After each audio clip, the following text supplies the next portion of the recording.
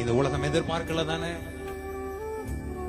யோசேப்பை திரும்பி பார்ப்போனி யாக்கோபை எதிர்பார்க்கல, அவன் சகோதரர்கள் எதிர்பார்க்கல.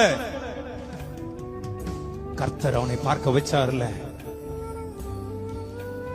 நீ வருகிறதை உனக்காக ஒருவர் எதிர்பார்த்து காத்து கொண்டிருக்கிறார்.